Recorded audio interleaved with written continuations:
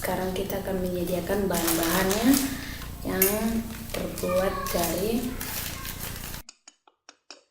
kita campurkan ini kopi, kita campurkan ke madu. Ini madu guys, kita campurkan, kita sesuaikan beberapa. Kita aduk-aduk, dia nanti bisa seperti coklat.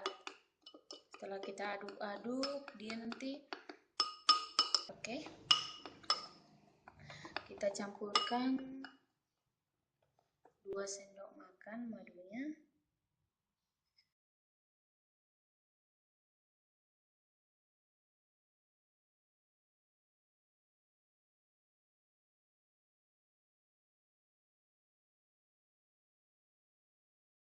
Oke, kita udah selesai tadi buat kopinya seperti jadi coklat.